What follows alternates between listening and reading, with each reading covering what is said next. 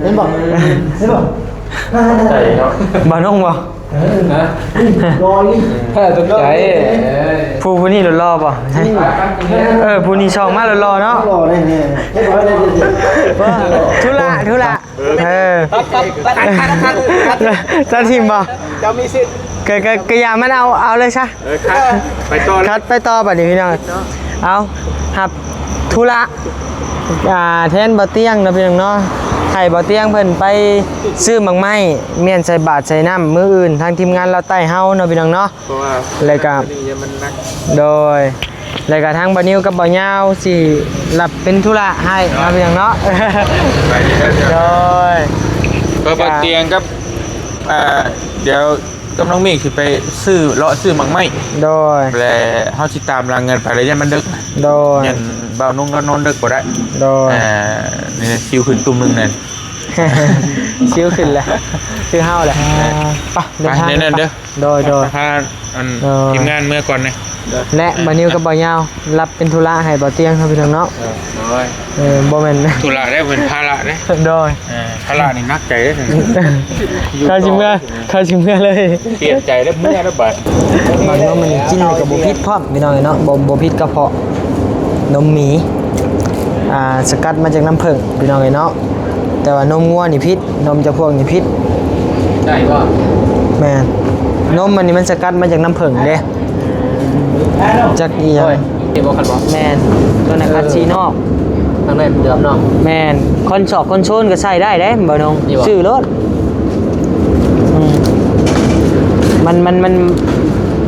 มันคัดเบาะไงเบาะมันเงาแหละ ใส่ในรุ่นนี้เนาะ โอ้หลายเดือน มีบ่อะไร สักเก้า โอ้เตียงคู่แต่ว่านอนได้3คนผู้ใดอยู่นี่ได้มันบ่แม่นว่าคันว่า อันนั้นก็ตีลังกาใส่เลยก็ได้นี่ฮะบ่แม่น ได้แล้วบ่นุ่มได้จะบอก มันก็ โอเคตัวคนเนาะ กลัวพูดเลยเนี่ยนี่สะอาดเลยเดี๋ยวมื้ออื่นไปพ่อกันใส่บาตรยาน้ำแล้วจังพ่อกันไปทางใดก็ได้ โทรหากันก็ได้ โทรหากันเนาะโดย แล้วเนาะเนาะมันสิดักขี้เดินเนาะ พันดีเด้อบ่เจ็บพันดีพันหาผู้สาวเด้อพันดีเด้อบ่น้องเด้อพันหาเมียเด้อกับลูกเด้อเพิ่นมาที่1เฮาสิพันดีเด้อพาหลานเลยเพิ่นก็บ่ได้นะพี่น้องเนาะคือบ่นิวว่าแหละนะพี่น้องเนาะทีมงานเดียวกันนะพี่น้องเนาะจังได๋ก็เบิ่งแย่งกันนะพี่น้องเนาะเพิ่นมาทินเฮาเพิ่นก็บ่ฮู้เฮาไปทินเพิ่นเฮาก็บ่ฮู้นะพี่น้องเนาะไปจังได๋ก็อยู่ดีมีแฮงเด้อพี่น้องเด้อเนาะก่อนเจ็บบ่ได้ก็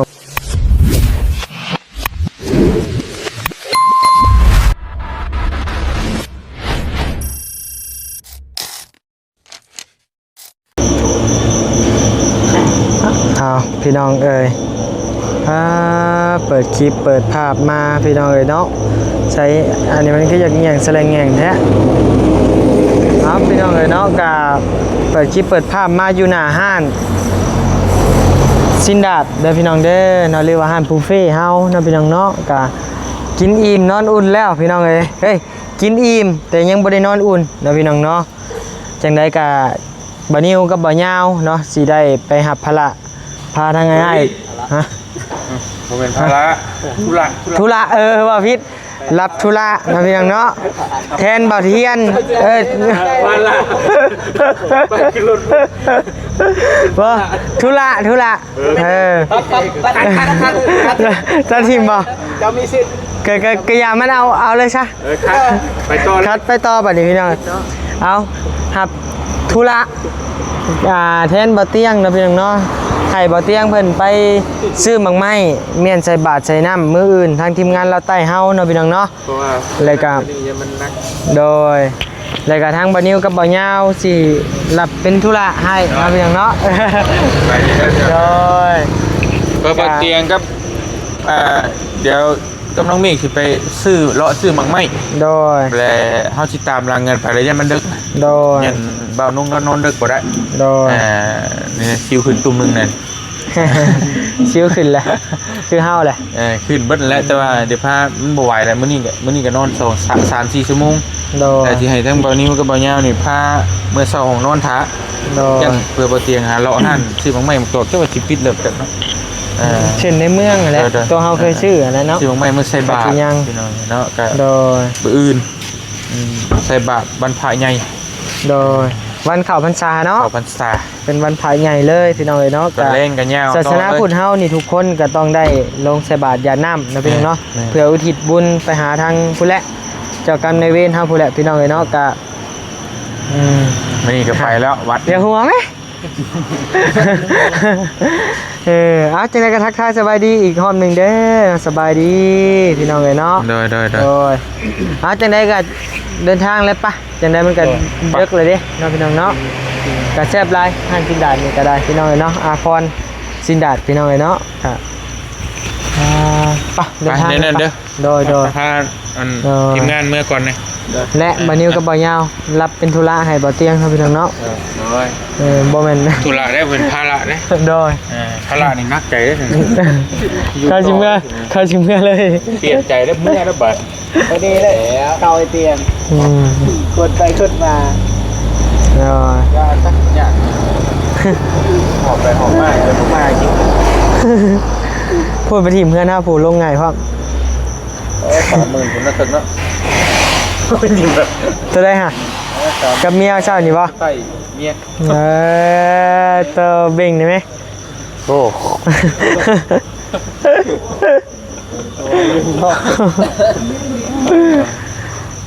เอาพี่น้องเลยมีแต่สิไปเบิ่งบอลเก่าบ่หรือว่าย้ายบอลใหม่ ก็แล้วแต่ จะมีแต่ให้เพิ่นไปเบิ่งนี่แป๊บ ไปเบิ่งบอลใหม่ก่อนเนาะ ไปเบิ่งอุทัยกัน อุทัยพระโชค แม่อุทัยพระโชคแต่ว่ามันโอเคกัน โดย อุทัยใกล้กว่าแต่ว่าข่อยน่ะบ่เคยเช่าเตียงคู่เพื่อใช้เตียงเดียวเนี่ยย่านว่ามันบ่มีหรือมันบ่โอเคก็เลยบ่ได้พาเขา โดย เก่ากับบ่หยังกันมันกับไหนกัน เลยว่ามันนั่งกับไปมันก็สบาย โดยบอลเก่าก็ได้จะสบายเนาะเคยนอนอยู่เนาะ เก่ากับใส่กันเองนี่โอเค โดย สบายอยู่อะไรอย่างก็บ่นำ เดี๋ยวว่าจะลองมึงนอนห้องใหม่กับเว้ย ลองไปเบิ่งเนาะมันโอเคจังนอนมันบ่โอเคจังไปบอลเก่าไปเบิ่ง ไป นั่นนะ เดี๋ยวนะเจอกันนะ นอนหลับฝันดี เดี๋ยว จังหน่อยสิได้นอนอุ่นแล้ว กินอิ่มนะ เดี๋ยวสวรรค์เขต อุ่นจนฮ้อนเนาะบ่เจ็บอยากรับเลยบ่ เดี๋ยวยัง ฮะ ยังอยู่ ตาคือเบื่อ รอมันฮ้อนนะ ๆ พอดีแล้ว ฮ้อน จะเที่ยงคืนเนี่ยจะพูด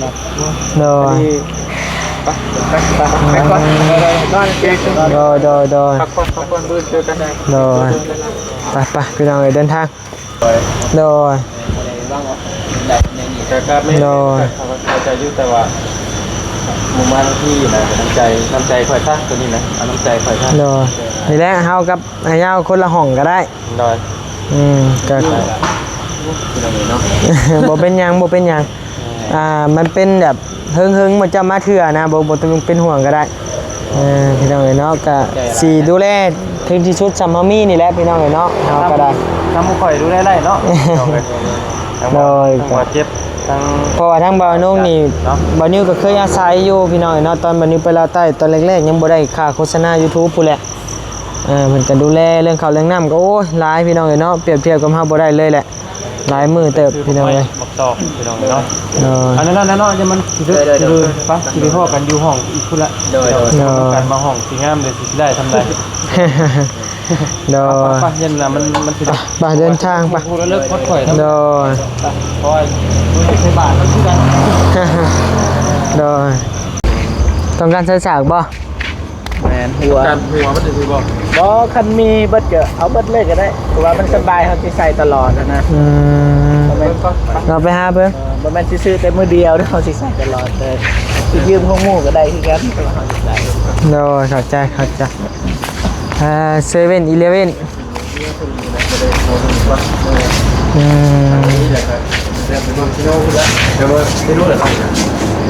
แล่นไปเบิ่งวงเวียนโซนสายสาอยู่ที่นี่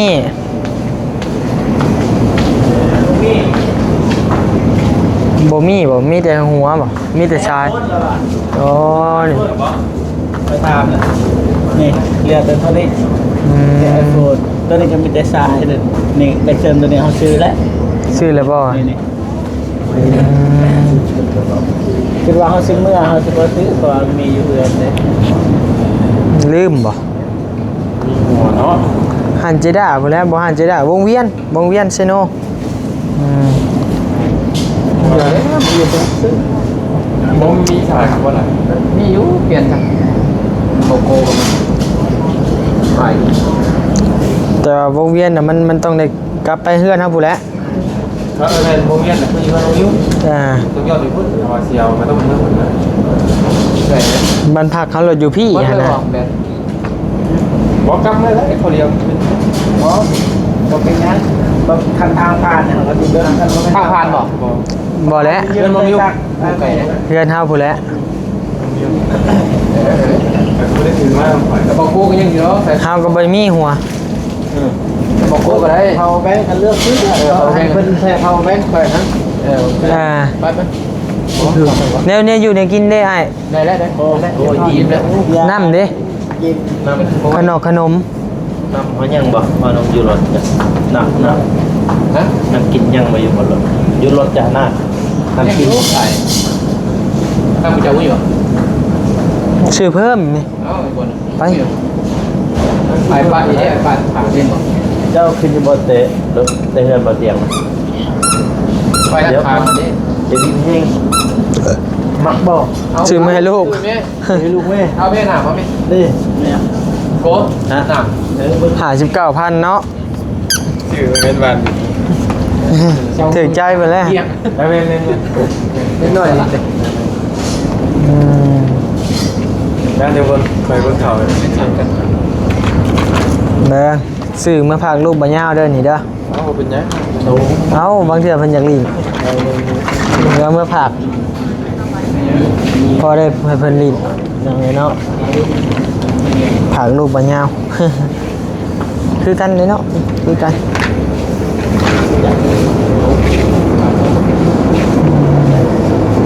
อาหารการกินน้ำเอาบ่น้ อย่าเลยนั่นหรอก โมมีบันหลา ำสบอกสบู่ได้สหัว กินแล้ว อืมได้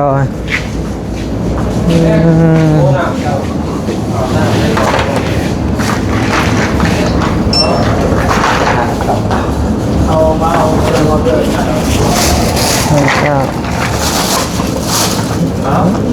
80 บาทพี่น้องเลยเนาะ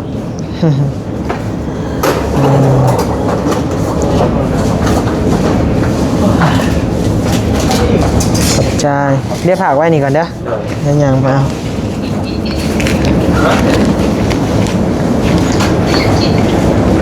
หาเบิ่งนมก่อนพี่น้องเอ้ย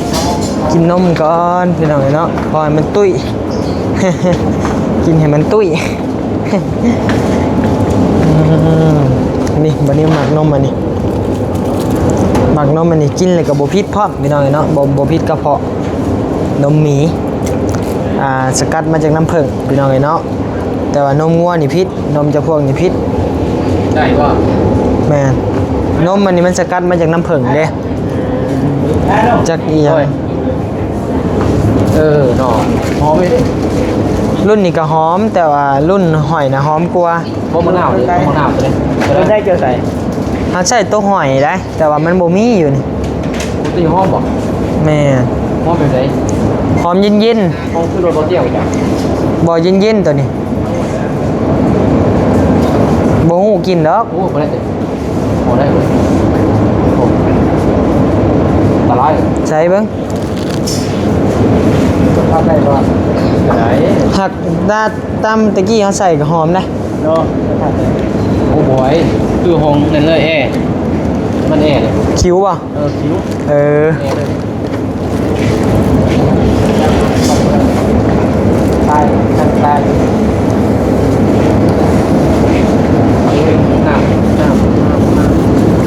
น้ำมันน้ำยาดิยาหนามบ่น่ะ น้ำยาหม้อน้ำบ่มีแหละ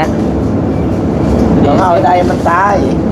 มันตันเลยมันคัน อันนี้ล่างรถอันนี้แว็กคัดรถอันแว็กคัดยาง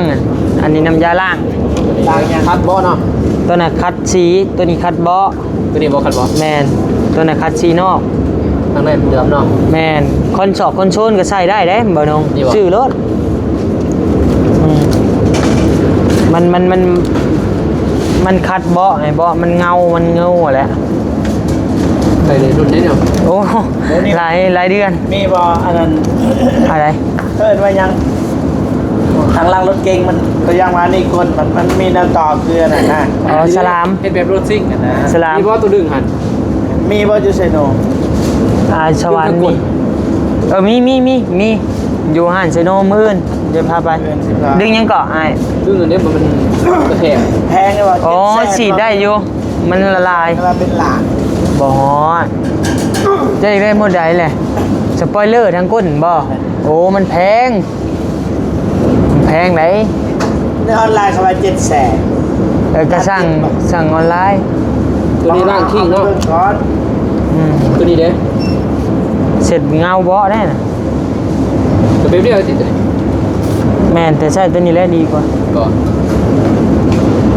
ตามเฮาเบิ่งคือสิหลายกว่าเด้ มีบ่กันนะ เช้าเอาเบ็ด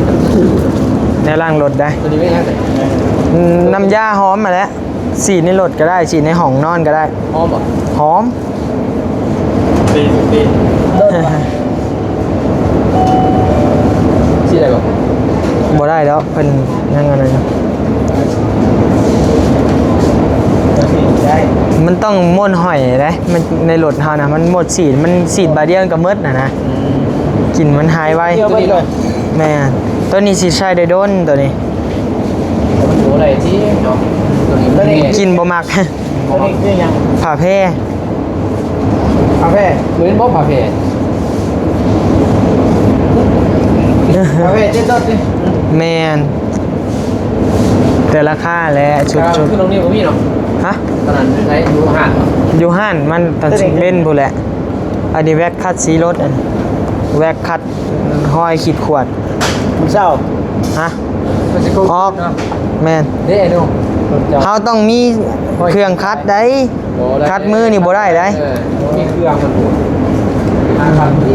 มีตัวนี้ซะครับ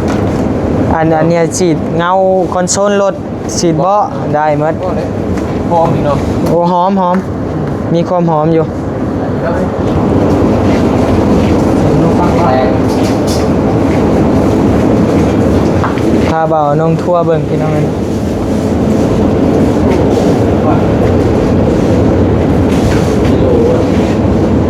อืม ก็ครบแล้วก็ยาซัน อย่าโชว์หัวป่ะ หมดเย็นเด้มันขัดได้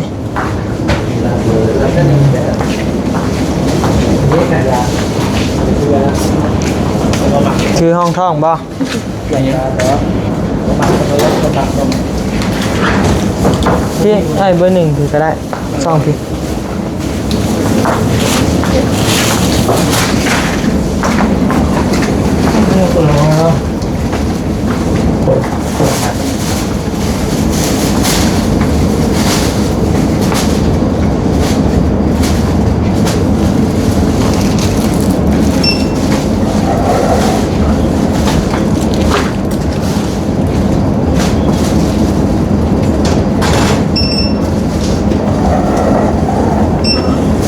เดี๋ยวไล่เงินไล่คำก่อนเนาะพี่น้องเนาะเดี๋ยวจังได้ว่ากัน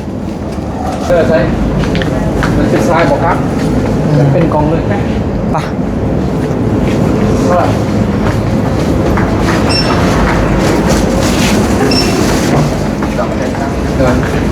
ไปเดี๋ยวออกก่อนเนาะเพราะว่าหนาวแห้งอืม มันเย็นพี่น้องเนาะเอาบ่โก้บ่เอาหยังบ่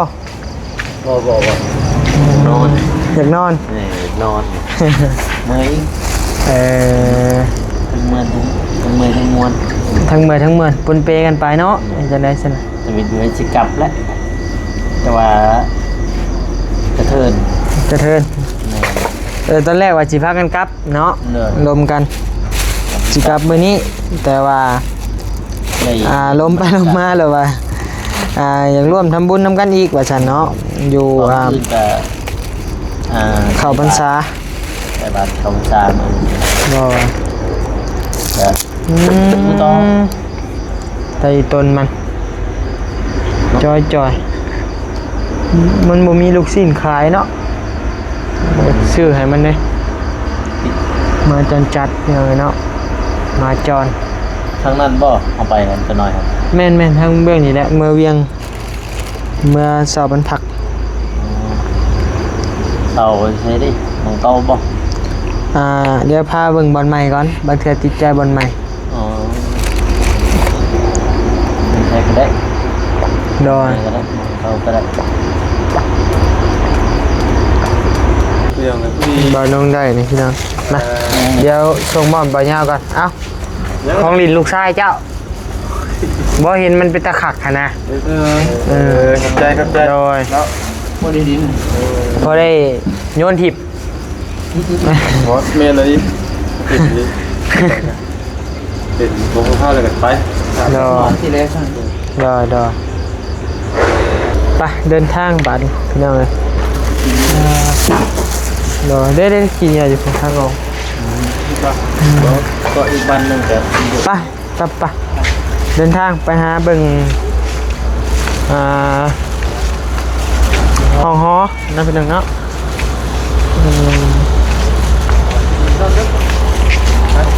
ไปพี่น้องเดินทางไปพี่น้องเลยเอาเดี๋ยวนอนชั้นสูงเลยนะชั้นสองแล้วสัมภาระประสาทอยู่นี่ฮะ ข้าวซ้ำกัน ชั้นสองเบิ่ง ท่านแรกนี่ก็เอาท่านแรกก็ได้บ่ได้มีปัญหาแล้วทางใดก็ท่านคือท่านลงไปเลยกู ขั้นคือขั้นครับ ใจกูนะท่านอยู่ไหนสับเก้าโอ้ เเตียงคู่แต่ว่านอนได้3คนผู้ใดอยู่นี่ได้มันบ่แม่นว่าคันว่า อันนั้นก็ตีลังกาใส่เลยก็ได้นี่ฮะบ่แม่น ได้ไรบ้างนุ่มไปจะบอก มันก็ โอเคตัวคนเนาะ กลัวพุ่นเลยนะนี่เด็กพุ่นน่ะแบบนั้นเนาะ เพื่อนเป็นอาจารย์กันบอก น้อยกว่านี้ น้อยกว่านี้บ่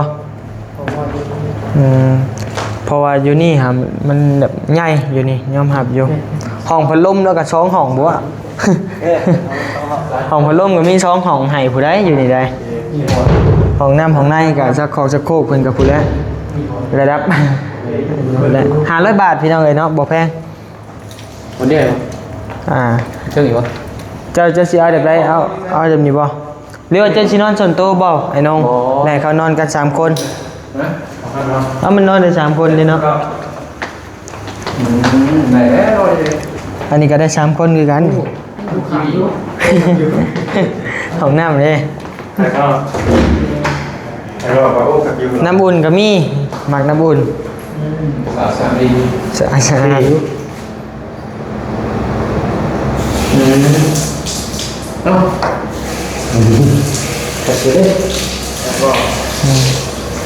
วันนั้น เลยละเชื่อของบ่นุ่งเลย เปิดก็ได้เห็นจานดาวเทียมมันอยู่มีแต่เอา2ห้องเนาะ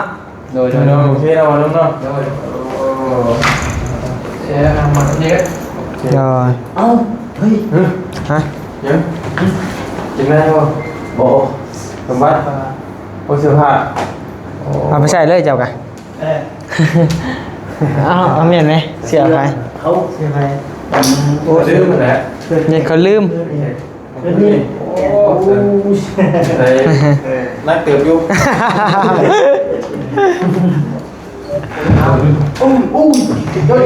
นี่แหละ เอียงไงนะเอียง บุรีเนี่ย โอ้ลืมสุยางไว้ป่ะลืมบัตรยาง ลืมมาทุกอย่าง เงินเลย Wi-Fi ก็มีบ่อยู่นี่โอ้ Wi-Fi มีอีกนี่โบแมนไหม เมื่อไหร่วะ โอ้ ห้อง1 2,500,000 เลยนะครับแต่อยู่ยังแน่เลย เครื่อง เดี๋ยวทำแกะ นี่รหัส Wi-Fi เมาหนึ่งรถโอ้ยนะไว้นะพาสปาคนเครื่องคนของมาก่อนนี่หน่อยเนาะ นี่นะ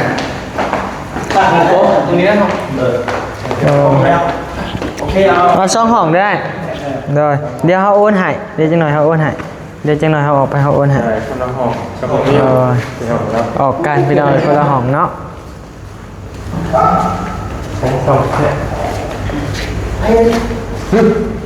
ก็สอนเลยยังไงไอ้สอน ว้าวสอดสองห้อง โอ้ไม่เล่นหรอโอ้ยตกใจเลยพ่อย โอ้ยใจหมวกอยู่นั่นดิเห็นบอกเห็นบอก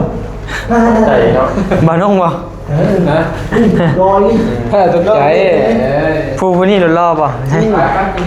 ผู้นี้ช่องมารอเนาะ รอได้เนี่ยเห็นบอกได้ดิ โอ้ยไปโอ้มีตู้เย็นพร้อมอันนี้ ตู้เซฟตู้เซฟ โอ้ย ตู้เซฟเลย เฮ้ย สแปดกับซักเก้า เดี๋ยวเราเอา อืม ทำบ้างไหมอันนั้นจะเป็น นี่โฮงจอดรถนะเข้าไปจอดโฮงผู้รถขี่เข้าไปจอดรถอยู่นะบอลจอดรถเท่านี่ฮะ มันเขานั่นคล้ายเสือ เสื้อผ้าบ่ตลาดใหญ่ มีแต่เข้าไปมือเรามีแต่ตื่นมานะครับปลุก กระบะไหน ไปจะเปิดบ่ ไปสุดนะ อ๋อ ตัดเกิด ที่ในนั้นหนึ่งแล้วถ้ามาอยากได้เสื้ออันมันที่ดีในกะ สุภาพเนี่ยนะไปวัดนะ ถ้าว่าจะเนี่ยเสื้อผ้ามันเลย สุภาพบ่ แต่บ่อันที่ดีๆเนี่ยนะ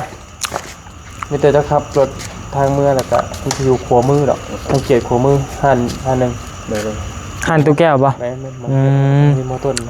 หรือว่า อยู่วงเวียนก็มีวงเวียนก็อยู่หมองวงเวียนเลยก็มี เวียน แม่นใกล้เฮือนเฮาแหละมันเป็นห้องแก้วดอกแต่ว่าเขาอยากเปิดสวยอยู่นะ เนี่ยใส่ธรรมดาก็ได้สีขาว โดนอยู่ตลาดก็มีอยู่ตลาด ทำไมฉันเจ้าอยู่ที่ตลาดก็นี่เลยขวามือ ตลาดกระบื้อแล้วเนาะ บ่อึดคือกัน เอาไปมาเช่า ตอนตลาดนี่สิเปิดเช้าอยู่เวียดเพิ่นเปิดเช้า เทนวันแล้วตลาดเนาะ คะแนนว่าอยู่หั่นนะเพิ่นสิเปิดตามกระเยิมเพิ่น เวียนแล้วเช้าเนาะ เวียดและเช้า ที่ตลาดเช้านี่ มีแต่เรื่องของเรื่องฮอก็คือว่าเด้อเหมือนเฮาสิ แล้วครับ สวยกันกับบ่ยาวเด้อ นั่นแหละเนี่ยมันเล็กมันดื่นเนาะ จักมือจักใด ก็อยาก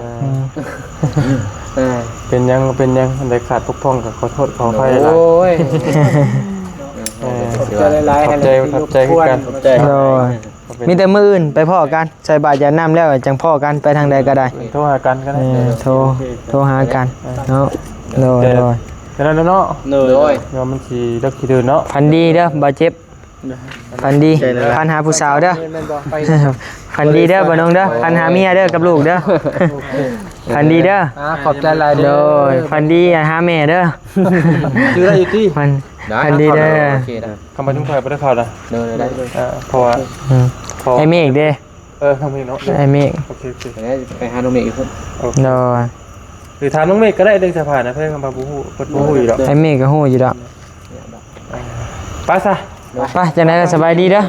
นอนหลับฝันดีโดย ใจหลาย ไปมีแต่ทางบ่นิวสิไปโอนเงิน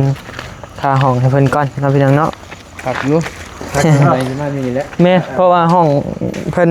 บ่กี่ที่อยู่นี่กันว่าห้องพัดลมเพิ่นก็2ห้องพูเช่าห้องเดียวได้2ห้องห้องพัดลมเพิ่นน่ะบ่เห็นมาแต่โดนยังบ่เห็นมาแต่โดนแหละ ว่าตะกี้ดูโควิดเนาะ เข้าโควิดและ ข่าวโควิด เพิ่นมาบ่อยบ่จะมาโควิดเด้ตอนสมัยไปใช้บ่ได้เด้ อืม เดี๋ยวฝากโควิด เพิ่นหลักไปถ่ายคลิปเด้ จะคิดได้เห็นเนาะจะรุ่นพูนโควิดถูก นั่นแหละโลโก้ยืมเด้อ โอเคจะรุ่นแล้วพี่น้องจะรุ่นโควิดคนเนาะอันนี้ของข้าวเนาะคนเอา มาหาซิโอนให้เนาะเนาะ อย่างอยู่ใกล้หน้ากันเนาะเอ็ดเลย เอ็ดเนาะ ซองผ้าขางในหน้ามันเลย คนว่าแต่ปักซี่ บ่ ถ้าแต่เมื่อตาแตงมาใต้อยู่ เซฟกองไปอยู่ปะ เคยไปแต่ว่ากายไปอยู่ ไปแก่มาอีกต่างคน โอ้แต่พวกคนพูดอัตตปื้อ เพื่อว่าตะปื้อไปแหละ เลยแต่อัตตปื้อตัดก็คนตัดแฝง แจ้งกันได้ นี่ได้ จะได้ใครพูดไปกันได้ แต่คนตัดแฝงโอ้ กาย ไป ที่กองไปอีก โอ้ยเกือบชาวปีแล้ว อืม แฟกใหม่ ตาแทก บ้านได้เด่น บ่ต่างทุกคน แต่ ทาง คน คน ไกล โอ้เคยดูใช้กองพุ่นเด้ เพราะ แม่น ใกล้ๆแล้ว เออ แต่ตัดแฝงกัน ได้สิกองไปประมาณ10กว่าลักนะ ประมาณนั้นมันคือกองไปสี่ จังใดก็บ่รบกวนและเนาะมีแต่พากันพักผ่อนบัดนี้โดยสบายดีเด้อโดย ยาวเลย ไปพี่น้องเอ้ยเนาะก็ทางบ่นิวก็ได้เป็นไดหับจังไดวะธุระนะพี่น้องเนาะจากบัดเตียงนะพี่น้องเนาะกะผ่านไปด้วยดีแล้วนะพี่น้องเนาะพาทางอ้ายเพิ่นมาเช้าบรรพักบรรฮอเนาะกะทางบ่นิวกับ